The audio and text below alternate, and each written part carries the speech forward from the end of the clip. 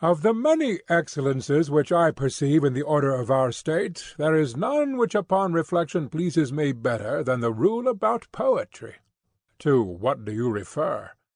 To the rejection of imitative poetry, which certainly ought not to be received, as I see far more clearly now that the parts of the soul have been distinguished. What do you mean?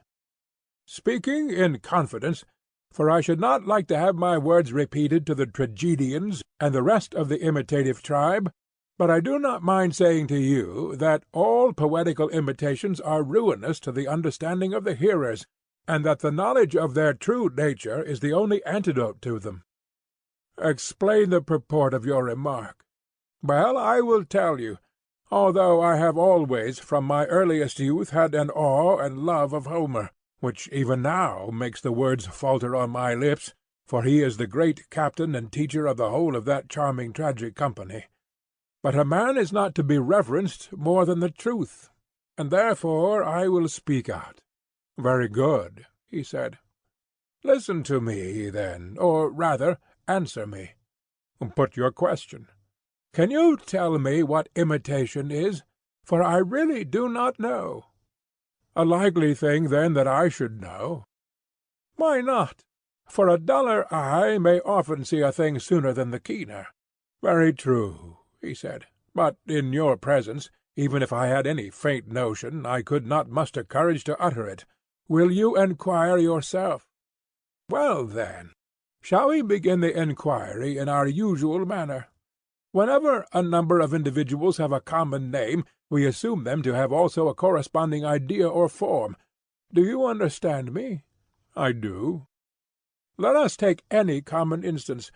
There are beds and tables in the world, plenty of them, are there not? Yes, but there are only two ideas or forms of them, one the idea of a bed, the other of a table. True. And the maker of either of them makes a bed or he makes a table for our use in accordance with the idea. That is our way of speaking in this and similar instances. But no artificer makes the ideas themselves. How could he? Impossible. And there is another artist. I should like to know what you would say of him. Who is he? One who is the maker of all the works of all other workmen. What an extraordinary man! Wait a little, and there will be more reason for your saying so. For this is he who is able to make not only vessels of every kind, but plants and animals, himself and all other things, the earth and heaven, and the things which are in heaven and under the earth. He makes the gods also. He must be a wizard, and no mistake. Oh, you are incredulous, are you? Do you mean that there is no such maker or creator, or that in one sense there might be a maker of all these things, but in another not? Do you see that there is a way in which you can make them all yourself? What way? An easy way enough. Or rather, there are many ways in which the feat might be quickly and easily accomplished, none quicker than that of turning a mirror round and round. You would soon enough make the sun and the heavens, and the earth and yourself, and other animals and plants, and all the other things of which we were just now speaking, in the mirror. Yes, he said, but they would be appearances only. Very good, I said. You are coming to the point now. And the painter, too, is, as I conceive, just another, a creator of appearances, is he not? Of course. But then I suppose you will say that what he creates is untrue, and yet there is a sense in which the painter also creates a bed? Yes, he said, but not a real bed. And what of the maker of the bed? Were you not saying that he too makes, not the idea, which according to our view is the essence of the bed, but only a particular bed? Yes, I did. Then if he does not make that which exists, he cannot make true existence, but only some semblance of existence. And if any one were to say that the work of the maker of the bed, or any other workman, has real existence, he could hardly be supposed to be speaking the truth. At any rate, he replied, philosophers would say that he was not speaking the truth. No wonder, then, that his work too is an indistinct expression of truth.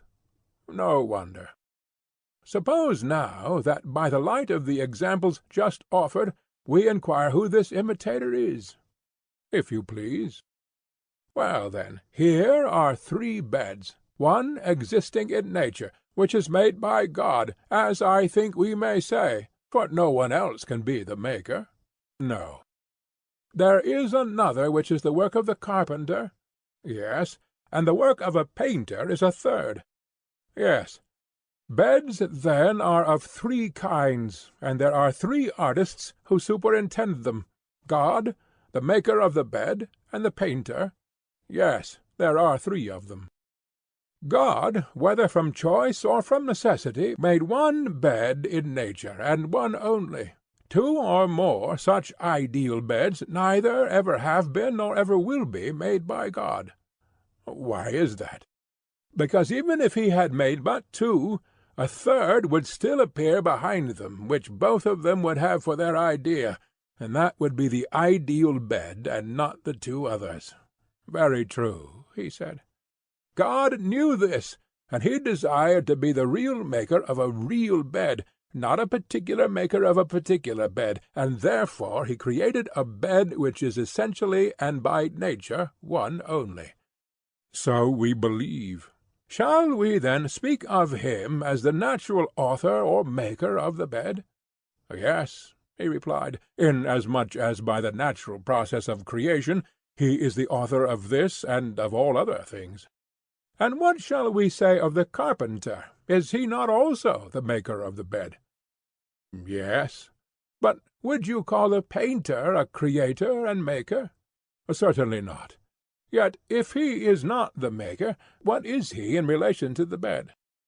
I think, he said, that we may fairly designate him as the imitator of that which the others make. Good, I said. Then you call him who is third in the descent from nature an imitator? Certainly, he said. And the tragic poet is an imitator, and therefore, like all other imitators, he is thrice removed from the king and from the truth.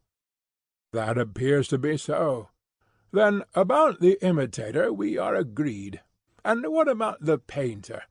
I would like to know whether he may be thought to imitate that which originally exists in nature, or only the creations of artists.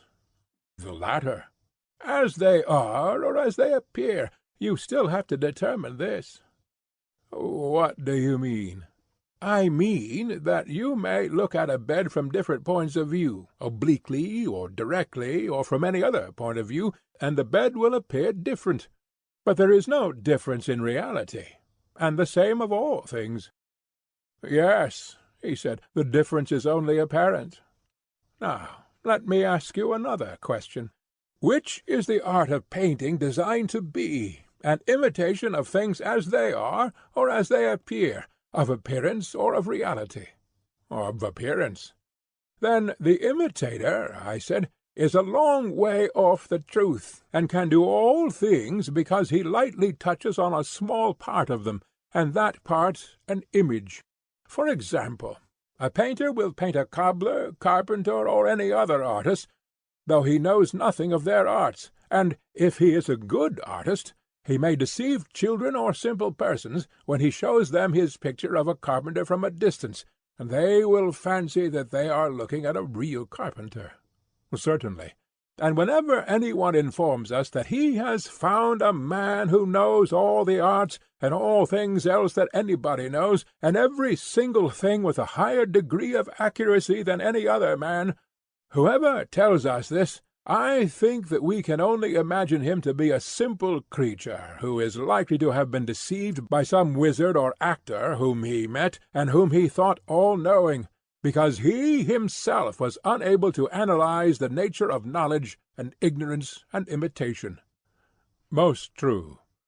And so, when we hear persons saying that the tragedians and Homer, who is at their head, know all the arts and all things human, virtue as well as vice, and divine things too, for that the good poet cannot compose well unless he knows his subject, and that he who has not this knowledge can never be a poet, we ought to consider whether here also there may not be a similar illusion. Perhaps they may have come across imitators and been deceived by them. They may not have remembered, when they saw their works, that these were but imitations thrice removed from the truth, and could easily be made without any knowledge of the truth, because they are appearances only, and not realities. Or, after all, they may be in the right, and poets do really know the things about which they seem to the many to speak so well. The question, he said, should by all means be considered. Now, do you suppose that if a person were able to make the original as well as the image, he would seriously devote himself to the image-making branch? Would he allow imitation to be the ruling principle of his life, as if he had nothing higher in him? I should say not. The real artist, who knew what he was imitating, would be interested in realities, and not in imitations, and would desire to leave as memorials of himself works many and fair, and instead of being author of encomiums, he would prefer to be the theme of them. Yes, he said, that would be to him a source of much greater honor and profit. Then, I said, we must put a question to Homer, not about medicine or any of the arts to which his poems only incidentally refer. We are not going to ask him, or any other poet, whether he has cured patients like Asclepius, or left behind him a school of medicine such as Asclepiad's were, or whether he only talks about medicine and other arts at second hand. But we have a right to know respecting military tactics, politics, education, which are the chiefest and noblest subjects of his poems, and we may fairly ask him about them. Friend Homer, then we say to him, if you are only in the second remove from truth in what you say of virtue, and not in the third, not an image-maker or imitator, and if you are able to discern what pursuits make men better or worse in private or public life, tell us what state was ever better governed by your help. The good order of Lacedaemon is due to Lycurgus, and many other cities, great and small, have been similarly benefited by others. But who says that you have been a good legislator to them, and have done them any good? Italy and Sicily boast of Charondas, and there is Solon, who is renowned among us. But what city has anything to say about you? Is there any city which he might name?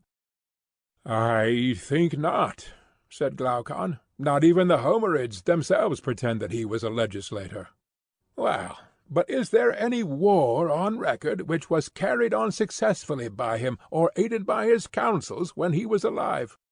There is not. Or is there any invention of his applicable to the arts or to human life, such as Thales the Milesian, or Anacharsis the Scythian, and other ingenious men have conceived, which is attributed to him? There is absolutely nothing of the kind. But if Homer never did any public service, was he privately a guide or teacher of any? Had he in his lifetime friends who loved to associate with him, and who handed down to posterity an Homeric way of life, such as was established by Pythagoras, who was so greatly beloved for his wisdom, and whose followers are to this day quite celebrated for the order which was named after him? Nothing of the kind is recorded of him. For surely, Socrates, Creophilus, the companion of Homer, that child of flesh, whose name always makes us laugh, might be more justly ridiculed for his stupidity, if, as is said, Homer was greatly neglected by him and others in his own day when he was alive. Yes, I replied, that is the tradition. But can you imagine, Glaucon, that if Homer had really been able to educate and improve mankind, if he had possessed knowledge and not been a mere imitator, can you imagine, I say, that he would not have had many followers, and been honored and loved by them?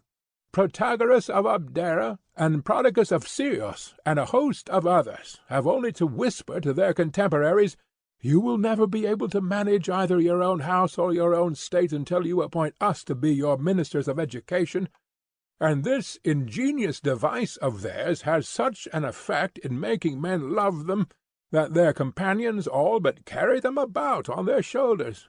And is it conceivable that the contemporaries of Homer, or again of Hesiod, would have allowed either of them to go about as rhapsodists if they had really been able to make mankind virtuous? Would they not have been as unwilling to part with them as with gold, and have compelled them to stay at home with them? Or if the master would not stay, then the disciples would have followed him about everywhere until they got education enough. Yes, Socrates, that I think is quite true. Then must we not infer that all these poetical individuals, beginning with Homer, are only imitators? They copy images of virtue and the like, but the truth they never reach. The poet is like a painter who, as we have already observed, will make a likeness of a cobbler, though he understands nothing of cobbling, and his picture is good enough for those who know no more than he does, and judge only by colours and figures. Quite so. In like manner the poet, with his words and phrases, may be said to lay on the colours of the several arts, himself understanding their nature only enough to imitate them. And other people, who are as ignorant as he is, and judge only from his words, imagine that if he speaks of cobbling, or of military tactics, or of anything else, in metre and harmony and rhythm, he speaks very well. Such is the sweet influence which melody and rhythm by nature have. And I think that you must have observed again and again what a poor appearance the tales of poets make, when stripped of the colours which music puts upon them, and recited in simple prose. Yes, he said. They are like faces which were never really beautiful, but only blooming, and now the bloom of youth has passed away from them. Exactly. Here is another point. The imitator or maker of the image knows nothing of true existence. He knows appearances only. Am I not right? Yes. Then let us have a clear understanding, and not be satisfied with half an explanation. Proceed. Of the painter we saw that he will paint reins, and he will paint a bit. Yes. And the worker in leather and brass will make them? Certainly. But does the painter know the right form of the bit and reins? Nay, hardly even the workers in brass and leather who make them. Only the horseman who knows how to use them. He knows their right form. Most true. And may we not say the same of all things? What? That there are 3 arts which are concerned with all things, one which uses, another which makes, a third which imitates them. Yes. And the excellence or beauty or truth of every structure, animate or inanimate, and every action of man, is relative to the use for which nature or the artist has intended them. True. Then the user of them must have the greatest experience of them, and he must indicate to the maker the good or bad qualities which develop themselves in use. For example, the flute-player will tell the flute-maker which of his flutes is satisfactory to the performer. He will tell him how he ought to make them, and the other will attend to his instructions. Of course. The one knows, and therefore speaks with authority about the goodness and badness of flutes, while the other, confiding in him, will do what he is told by him. True. The instrument is the same, but about the excellence or badness of it, the maker will only attain to a correct belief, and this he will gain from him who knows, by talking to him, and being compelled to hear what he has to say, whereas the user will have knowledge. True. But will the imitator have either? Will he know from use whether or no his drawing is correct or beautiful, or will he have right opinion from being compelled to associate with another who knows and gives him instructions about what he should draw? Neither. Then he will no more have true opinion than he will have knowledge about the goodness or badness of his imitations? I suppose not. The imitative artist will be in a brilliant state of intelligence about his own creations? Nay, very much the reverse. And still he will go on imitating without knowing what makes a thing good or bad, and may be expected therefore to imitate only that which appears to be good to the ignorant multitude? Just so. Thus far, then, we are pretty well agreed that the imitator has no knowledge worth mentioning of what he imitates. Imitation is only a kind of play or sport, and the tragic poets, whether they write in iambic or in heroic verse, are imitators in the highest degree? Very true. And now tell me, I conjure you, has not imitation been shown by us to be concerned with that which is thrice removed from the truth? Certainly. And what is the faculty in man to which imitation is addressed? What do you mean? I will explain. The body, which is large when seen near, appears small when seen at a distance. True. And the same object appears straight when looked at out of the water, and crooked when in the water, and the concave becomes convex, owing to the illusion about colours to which the sight is liable. Thus every sort of confusion is revealed within us, and this is that weakness of the human mind on which the art of conjuring and of deceiving by light and shadow and other ingenious devices imposes, having an effect upon us like magic. True. And the arts of measuring and numbering and weighing come to the rescue of the human understanding. There is the beauty of them, and the apparent greater or less or more or heavier no longer have the mastery over us, but give way before calculation and measure and weight. Most true. And this surely must be the work of the calculating and rational principle in the soul? To be sure.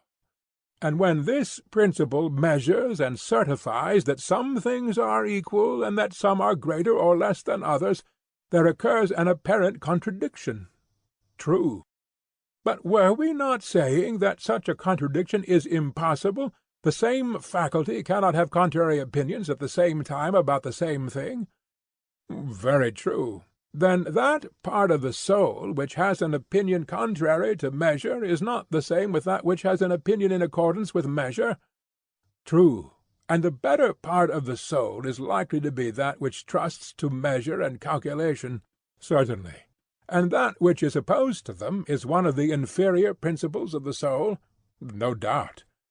This was the conclusion at which I was seeking to arrive when I said that painting or drawing, and imitation in general, when doing their own proper work, are far removed from truth, and the companions and friends and associates of a principle within us which is equally removed from reason, and that they have no true or healthy aim. Exactly. The imitative art is an inferior who marries an inferior, and has inferior offspring. Very true. And is this confined to the sight only, or does it extend to the hearing also, relating in fact to what we term poetry? Probably the same would be true of poetry. Do not rely, I said, on a probability derived from the analogy of painting. But let us examine further, and see whether the faculty with which poetical imitation is concerned is good or bad. By all means. We may state the question thus. Imitation imitates the actions of men, whether voluntary or involuntary, on which, as they imagine, a good or bad result has ensued, and they rejoice or sorrow accordingly. Is there anything more? No, there is nothing else. But in all this variety of circumstances is the man at unity with himself? Or rather, as in the instance of sight there was confusion and opposition in his opinions about the same things, so here also is there not strife and inconsistency in his life, though I need hardly raise the question again, for I remember that all this has been already admitted, and the soul has been acknowledged by us to be full of these and 10,000 similar oppositions occurring at the same moment. And we were right, he said. Yes, I said, thus far we were right. But there was an omission which must now be supplied. What was the omission? Were we not saying that a good man, who has the misfortune to lose his son, or anything else which is most dear to him, will bear the loss with more equanimity than another? Yes. But will he have no sorrow? Or shall we say that, although he cannot help sorrowing, he will moderate his sorrow? The latter, he said, is the truer statement. Tell me, Will he be more likely to struggle and hold out against his sorrow when he is seen by his equals, or when he is alone? It will make a great difference whether he is seen or not. When he is by himself he will not mind saying or doing many things which he would be ashamed of any one hearing or seeing him do. True. There is a principle of law and reason in him which bids him resist, as well as a feeling of his misfortune which is forcing him to indulge his sorrow. True. But when a man is drawn in two opposite directions, to and from the same object, this, as we affirm, necessarily implies two distinct principles in him. Certainly. One of them is ready to follow the guidance of the law. How do you mean?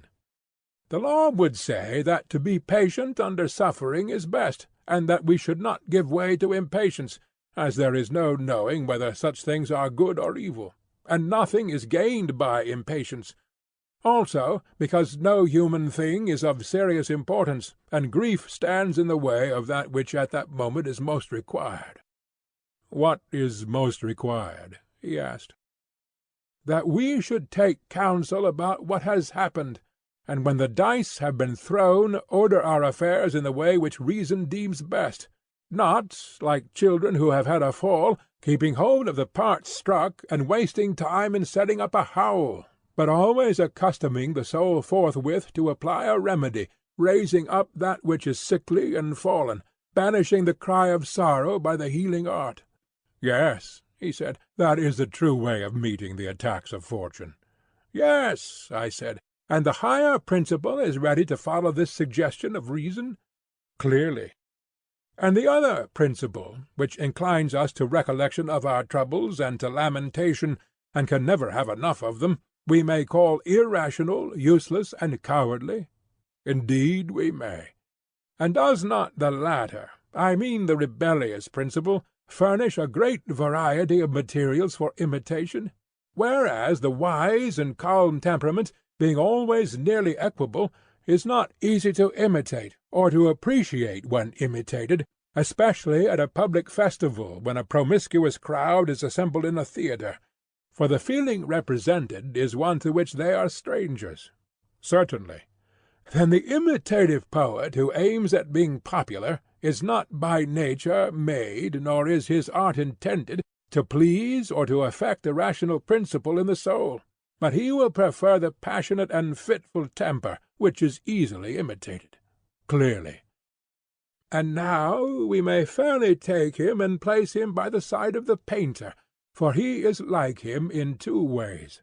First, inasmuch as his creations have an inferior degree of truth. In this I say he is like him, and he is also like him in being concerned with an inferior part of the soul, and therefore we shall be right in refusing to admit him into a well-ordered state, because he awakens and nourishes and strengthens the feelings, and impairs the reason.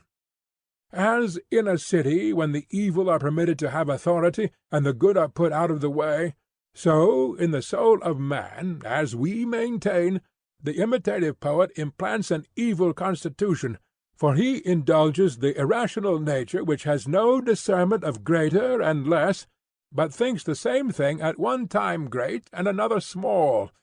He is a manufacturer of images, and is very far removed from the truth. Exactly. But we have not yet brought forward the heaviest count in our accusation. The power which poetry has of harming even the good, and there are very few who are not harmed, is surely an awful thing.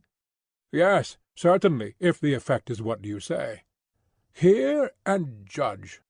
The best of us, as I conceive, when we listen to a passage of Homer, or one of the tragedians, in which he represents some pitiful hero who is drawling out his sorrows in a long oration, or weeping or smiting his breast, the best of us, you know, delight in giving way to sympathy, and are in raptures at the excellence of the poet who stirs our feelings most. Yes, of course, I know. But when any sorrow of our own happens to us, then you may observe that we pride ourselves on the opposite quality. We would fain be quiet and patient.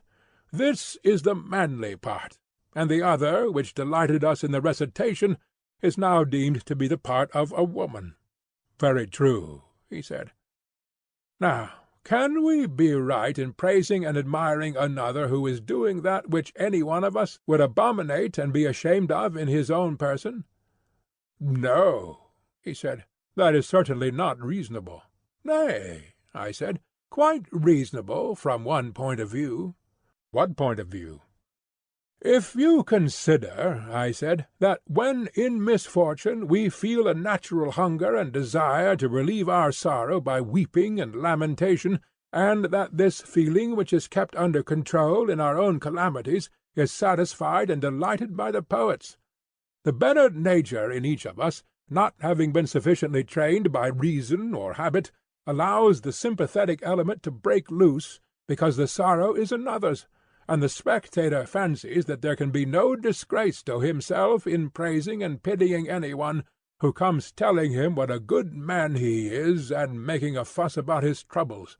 He thinks that the pleasure is a gain, and why should he be supercilious, and lose this and the poem too? Few persons ever reflect, as I should imagine, that from the evil of other men something of evil is communicated to themselves, and so the feeling of sorrow which has gathered strength at the sight of the misfortunes of others is with difficulty repressed in our own. How very true! And does not the same hold also of the ridiculous? There are jests which you would be ashamed to make yourself, and yet on the comic stage, or indeed in private, when you hear them, you are greatly amused by them, and are not at all disgusted at their unseemliness. The case of pity is repeated. There is a principle in human nature which is disposed to raise a laugh, and this which you once restrained by reason, because you were afraid of being thought a buffoon, is now let out again, and having stimulated the risible faculty at the theatre, you are betrayed unconsciously to yourself into playing the comic poet at home. Quite true, he said. And the same may be said of lust and anger and all the other affections, of desire and pain and pleasure, which are held to be inseparable from every action. In all of them poetry feeds and waters the passions instead of drying them up. She lets them rule, although they ought to be controlled, if mankind are ever to increase in happiness and virtue. I cannot deny it. Therefore, Glaucon, I said, whenever you meet with any of the eulogists of Homer declaring that he has been the educator of Hellas, and that he is profitable for education and for the ordering of human things, and that you should take him up again and again, and get to know him and regulate your whole life according to him, we may love and honor those who say these things. They are excellent people as far as their lights extend, and we are ready to acknowledge that Homer is the greatest of poets and first of tragedy writers. But we must remain firm in our conviction that hymns to the gods and praises of famous men are the only poetry which ought to be admitted into our state. For if you go beyond this, and allow the honeyed muse to enter, either in epic or lyric verse, not law and the reason of mankind, which by common consent have ever been deemed best, but pleasure and pain will be the rulers in our state. That is most true, he said. And now, since we have reverted to the subject of poetry, let this our defence serve to show the reasonableness of our former judgment in sending away out of our state an art having the tendencies which we have described. For reason constrained us.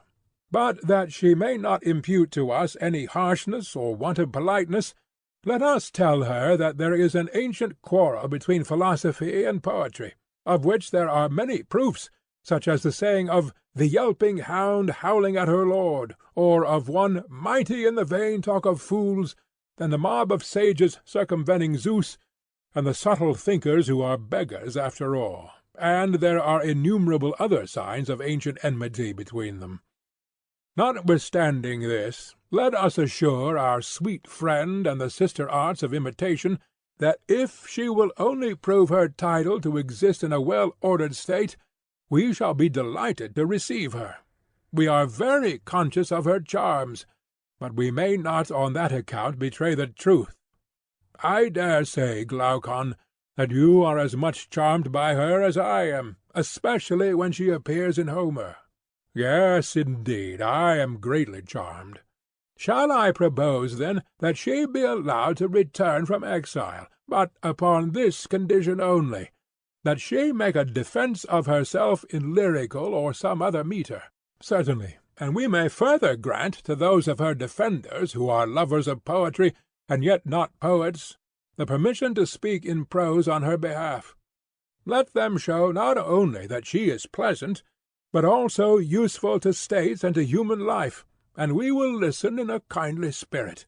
For if this can be proved, we shall surely be the gainers. I mean, if there is a use in poetry as well as delight. Certainly, he said, we shall be the gainers.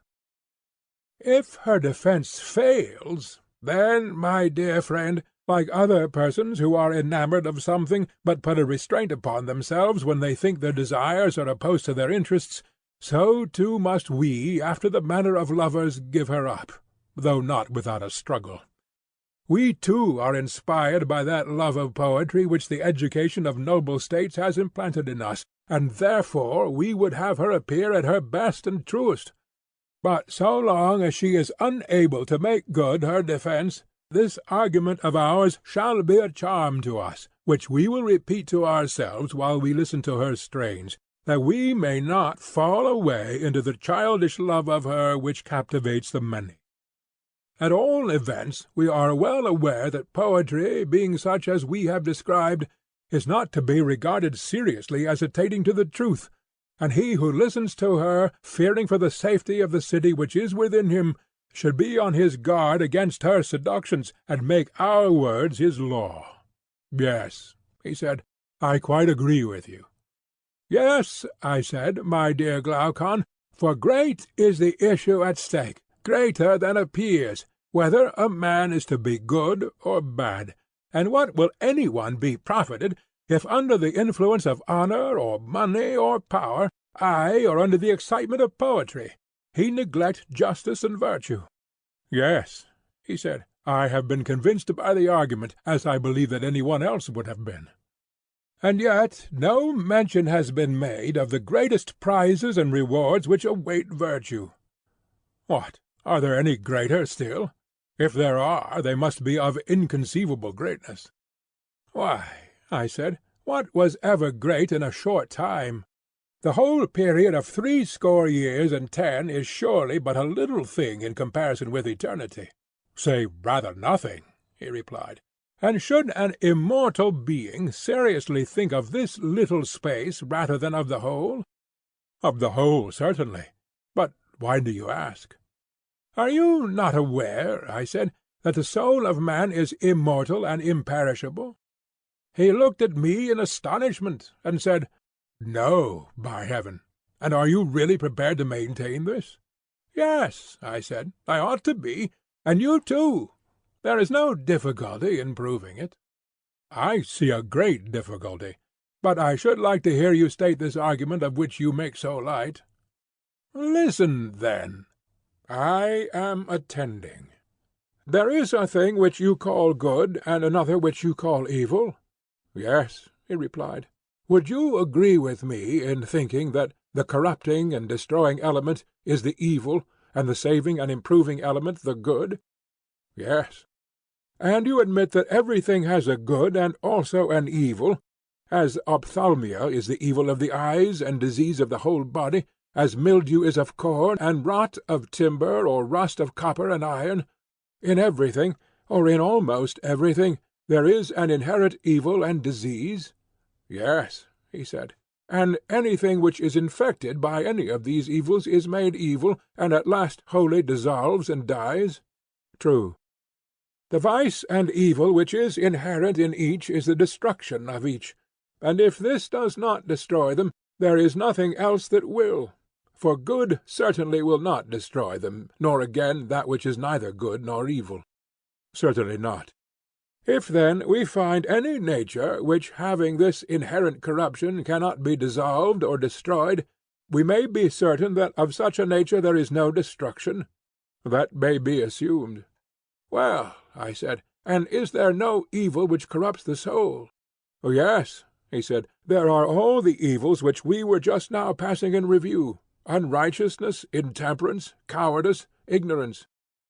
But does any of these dissolve or destroy her? And here do not let us fall into the error of supposing that the unjust and foolish man, when he is detected, perishes through his own injustice, which is an evil of the soul. Take the analogy of the body. The evil of the body is a disease which wastes and reduces and annihilates the body, and all the things of which we were just now speaking come to annihilation through their own corruption attaching to them and inhering in them, and so destroying them. Is not this true? Yes. Consider the soul in like manner. Does the injustice or other evil which exists in the soul waste and consume her? Do they, by attaching to the soul and inhering in her, at last bring her to death, and so separate her from the body? Certainly not. And yet, I said, it is unreasonable to suppose that anything can perish from without through affection of external evil, which could not be destroyed from within by a corruption of its own. It is, he replied. Consider, I said, Glaucon, that even the badness of food, whether staleness, decomposition, or any other bad quality, when confined to the actual food, is not supposed to destroy the body. Although, if the badness of food communicates corruption to the body, then we should say that the body has been destroyed by a corruption of itself, which is disease brought on by this. But that the body, being one thing, can be destroyed by the badness of food, which is another, and which does not engender any natural infection, this we shall absolutely deny. Very true. And on the same principle, unless some bodily evil can produce an evil of the soul, we must not suppose that the soul, which is one thing, can be dissolved by any merely external evil which belongs to another.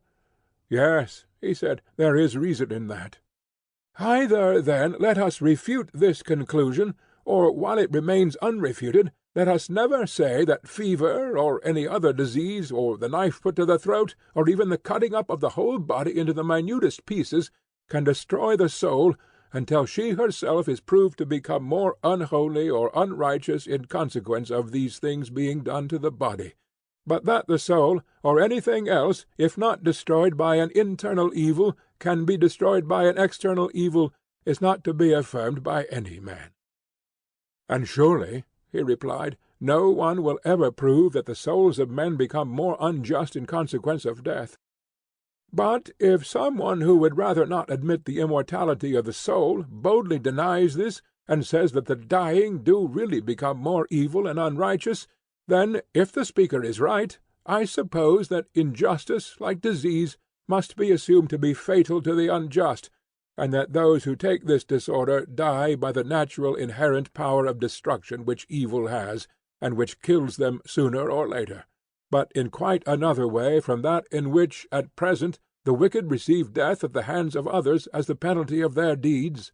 Nay, he said, in that case injustice, if fatal to the unjust, will not be so very terrible to him, for he will be delivered from evil. But I rather suspect the opposite to be the truth, and that injustice, which, if it have the power, will murder others, keeps the murderer alive, aye, and well awake too. So far removed is her dwelling-place from being a house of death. True, I said, if the inherent natural vice or evil of the soul is unable to kill or destroy her, hardly will that which is appointed to be the destruction of some other body destroy a soul or anything else, except that of which it was appointed to be the destruction. Yes, that can hardly be.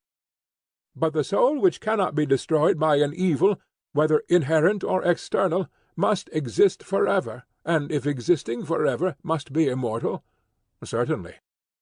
That is the conclusion, I said, and if a true conclusion, then the souls must always be the same, for if none be destroyed, they will not diminish in number, neither will they increase, for the increase of the immortal natures must come from something mortal, and all things would thus end in immortality. Very true. But this we cannot believe, reason will not allow us, any more than we can believe the soul, in her truest nature, to be full of variety and difference and dissimilarity. What do you mean? He said. The soul, I said, being, as is now proven, immortal, must be the fairest of compositions, and cannot be compounded of many elements. Certainly not. Her immortality is demonstrated by the previous argument, and there are many other proofs. But to see her as she really is, not as we now behold her, marred by communion with the body and other miseries, you must contemplate her with the eye of reason in her original purity, and then her beauty will be revealed, and justice and injustice, and all the things which we have described will be manifested more clearly. Thus far we have spoken the truth concerning her as she appears at present, but we must remember also that we have seen her only in a condition which may be compared to that of the sea-god Glaucus, whose original image can hardly be discerned, because his natural members are broken off and crushed and damaged by the waves in all sorts of ways, and incrustations have grown over them of seaweed and shells and stones, so that he is more like some monster than he is to his own natural form. And the soul which we behold is in a similar condition, disfigured by 10,000 ills. But not there, Glaucon, not there must we look. Where, then? At her love of wisdom. Let us see whom she affects, and what society and converse she seeks in virtue of her near kindred with the immortal and eternal and divine. Also how different she would become if wholly following this superior principle, and borne by a divine impulse out of the ocean in which she now is, and disengaged from the stones and shells and things of earth and rock, which in wild variety spring up around her, because she feeds upon earth, and is overgrown by the good things of this life, as they are termed. Then you would see her as she is, and know whether she have one shape only or many, or what her nature is. Of her affections and of the forms which she takes in this present life, I think that we have now said enough. True, he replied. And thus, I said, we have fulfilled the conditions of the argument. We have not introduced the rewards and glories of justice, which, as you were saying, are to be found in Homer and Hesiod, but justice in her own nature has been shown to be best for the soul in her own nature. Let a man do what is just, whether he have the ring of Gyges or not, and even if in addition to the ring of Gyges he put on the helmet of Hades. Very true. And now, Glaucon, there will be no harm in further enumerating how many and how great are the rewards which justice and other virtues procure to the soul from gods and men, both in life and after death. Certainly not, he said. Will you repay me, then, what you borrowed in the argument? What did I borrow? The assumption that the just man should appear unjust, and the unjust just.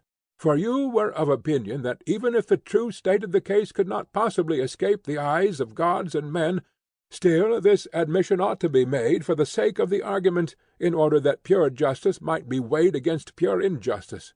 Do you remember? I should be much to blame if I had forgotten. Then, as the cause is decided, I demand on behalf of justice that the estimation in which she is held by gods and men, and which we acknowledge to be her due, should now be restored to her by us. Since she has been shown to confer reality, and not to deceive those who truly possess her, let what has been taken from her be given back, that so she may win that palm of appearance which is hers also, and which she gives to her own. The demand, he said, is just. In the first place, I said, and this is the first thing which you will have to give back, the nature both of the just and unjust is truly known to the gods. Granted. And if they are both known to them, one must be the friend and the other the enemy of the gods, as we admitted from the beginning. True. And the friend of the gods may be supposed to receive from them all things at their best, excepting only such evil as is the necessary consequence of former sins? Certainly. Then this must be our notion of the just man, that even when he is in poverty or sickness, or in any other seeming misfortune, All things will in the end work together for good to him in life and death, for the gods have a care of any one whose desire is to become just and to be like God, as far as man can attain the divine likeness by the pursuit of virtue. Yes, he said, if he is like God he will surely not be neglected by him. And of the unjust may not the opposite be supposed? Certainly. Such then are the palms of victory which the gods give the just? That is my conviction. And what do they receive of men? Look at things as they really are, and you will see that the clever unjust are in the case of runners, who run well from the starting place to the goal, but not back again from the goal. They go off at a great pace, but in the end only look foolish, slinking away with their ears draggling on their shoulders, and without a crown. But the true runner comes to the finish, and receives the prize, and is crowned. And this is the way with the just. He who endures to the end of every action and occasion of his entire life has a good report, and carries off the prize which men have to bestow. True. And now you must allow me to repeat of the just the blessings which you were attributing to the fortunate unjust.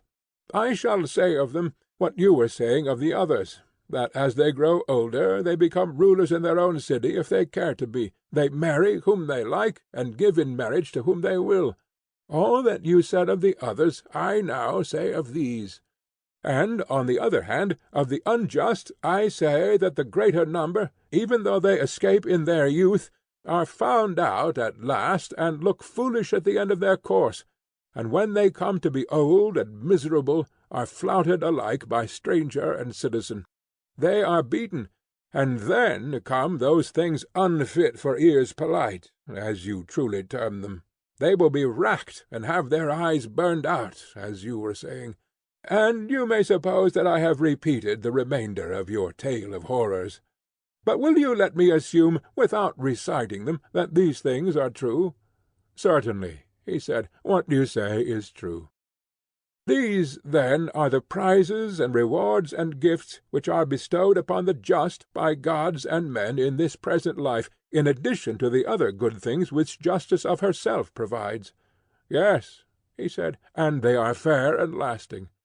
And yet, I said, all these are as nothing, either in number or greatness, in comparison with those other recompenses which await both just and unjust after death. And you ought to hear them. And then both just and unjust will have received from us a full payment of the debt which the argument owes to them. Speak, he said. There are few things which I would more gladly hear. Well, I said, I will tell you a tale. Not one of the tales which Odysseus tells to the hero Alcinous, yet this too is a tale of a hero, the son of Armenius, of Hemphilion by birth. He was slain in battle, and 10 days afterwards, when the bodies of the dead were taken up already in a state of corruption, his body was found unaffected by decay, and carried home to be buried. And on the 12th day, as he was lying on the funeral pyre, he returned to life, and told them what he had seen in the other world. He said that when his soul left the body he went on a journey with a great company, and that they came to a mysterious place, at which there were 2 openings in the earth. They were near together, and over against them were 2 other openings in the heaven above. In the intermediate space there were judges seated, who commanded the just, after they had given judgment on them, and had bound their sentences in front of them, to ascend by the heavenly way on the right hand. And in like manner the unjust were bidden by them to descend by the lower way on the left hand. These also bore the symbols of their deeds, but fastened on their backs. He drew near, and they told him that he was to be the messenger who would carry the report of the other world to men, and they bade him hear and see all that was to be heard and seen in that place. Then he beheld and saw on one side the souls departing at either opening of heaven and earth, when sentence had been given on them, and at the 2 other openings other souls, some ascending out of the earth, dusty and worn with travel, some descending out of heaven, clean and bright. And arriving ever and anon, they seemed to have come from a long journey, and they went forth with gladness into the meadow, where they encamped as at a festival. and those who knew one another embraced and conversed, the souls which came from earth curiously inquiring about the things above, and the souls which came from heaven about the things beneath. And they told one another of what had happened by the way, those from below weeping and sorrowing at the remembrance of the things which they had endured and seen in their journey beneath the earth. Now the journey lasted 1,000 years, while those from above were describing heavenly delights and visions of inconceivable beauty. The story, Glaucon, would take too long to tell, but the sum was this. He said that for every wrong which they had done to any one they suffered tenfold, or once in 100 years, such being reckoned to be the length of man's life, and the penalty being thus paid 10 times in 1,000 years. If, for example, there were any who had been the cause of many deaths, or had betrayed or enslaved cities or armies, or been guilty of any other evil behavior, for each and all of their offences they received punishment 10 times over, and the rewards of beneficence and justice and holiness were in the same proportion. I need hardly repeat what he said concerning young children dying almost as soon as they were born. Of piety and impiety to gods and parents, and of murderers, there were retributions other and greater far which he described. He mentioned that he was present when one of the spirits asked another, "Where is Ardias the Great?" Now this Ardias lived 1,000 years before the time of He had been the tyrant of some city of Pamphylia, and had murdered his aged father and his elder brother, and was said to have committed many other abominable crimes. The answer of the other spirit was, "He comes not hither, and will never come. And this," said he, "was one of the dreadful sights which we ourselves witnessed. We were at the mouth of the cavern, and having completed all our experiences, were about to reascend, when of a sudden Ardias appeared, and several others, most of whom were tyrants, and there were also, besides the tyrants, private individuals who had been great criminals. They were just, as they fancied, about to return into the upper world, but the mouth, instead of admitting them, gave a roar whenever any of these incurable sinners or someone who had not been sufficiently punished tried to ascend. And then wild men of fiery aspect, who were standing by and heard the sound, seized and carried them off, and Ardias and others they bound head and foot and hand, and threw them down, and flayed them with scourges, and dragged them along the road at the side, carding them on thorns like wool, and declaring to the passers-by what were their crimes, and that they were being taken away to be cast into hell. Of all the many terrors which they had endured, he said that there was none like the terror which each of them felt at that moment, lest they should hear the voice, and when there was silence, one by one they ascended with exceeding joy. These, said were the penalties and retributions, and there were blessings as great. Now, when the spirits which were in the meadow had tarried 7 days, on the 8th they were obliged to proceed on their journey, and on the 4th day after, he said that they came to a place where they could see from above a line of light, straight as a column, extending right through the whole heaven and through the earth, in colour resembling the rainbow, only brighter and purer. Another day's journey brought them to the place, and there, in the midst of the light, they saw the ends of the chains of heaven let down from above. For this light is the belt of heaven, and holds together the circle of the universe, like the undergirders of a trireme. From these ends is extended the spindle of necessity, on which all the revolutions turn. The shaft and hook of this spindle are made of steel, and the whorl is made partly of steel and also partly of other materials. Now the whorl is in form like the whorl used on earth, and the description of it implied that there was one large hollow whorl which is quite scooped out, and into this is fitted another lesser one, and another, and 4 others, making 8 in all, like vessels which fit into one another. The whorls show their edges on the upper side, and on the lower side all together form one continuous whorl. This is pierced by the spindle, which is driven home through the centre of the 8th.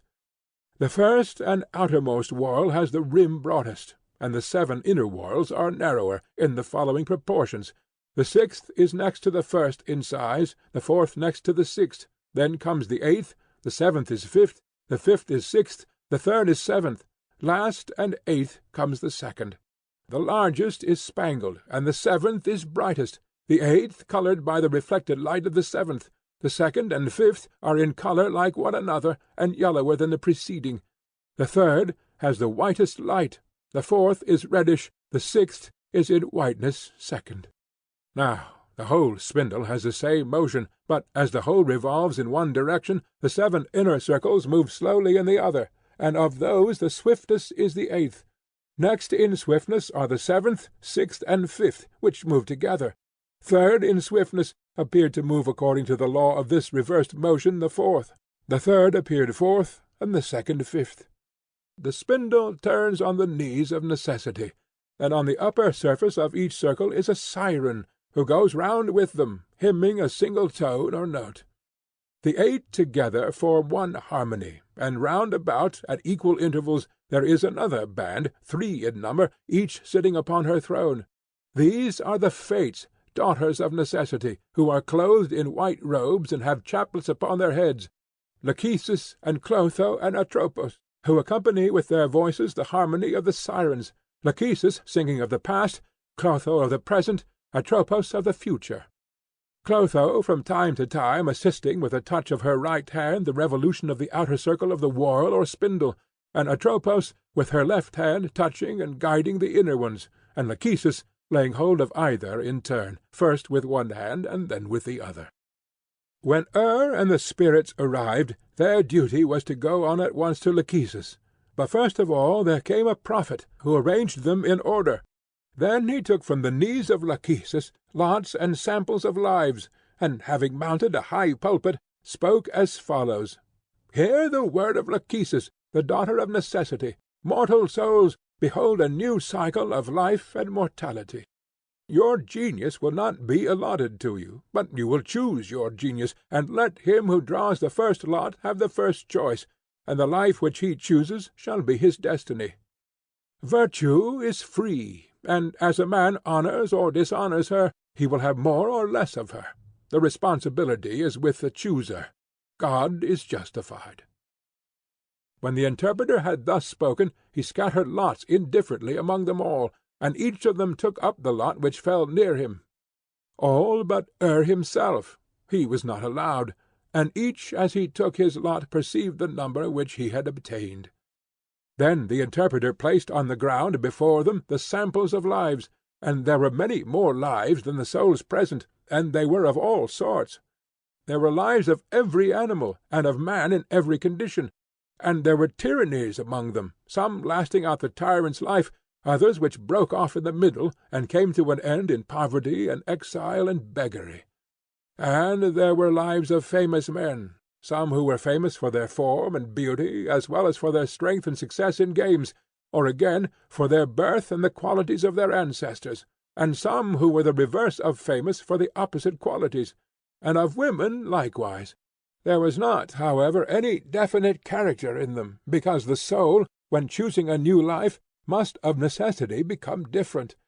But there was every other quality, and they all mingled with one another, and also with elements of wealth and poverty, and disease and health, and there were mean states also. And here, my dear Glaucon, is the supreme peril of our human state, and therefore the utmost care should be taken. Let each one of us leave every other kind of knowledge, and seek and follow one thing only, if peradventure he may be able to learn, and may find some one who will make him able to learn and discern between good and evil, and so to choose always and everywhere the better life as he has opportunity. He should consider the bearing of all these things which have been mentioned severally and collectively upon virtue.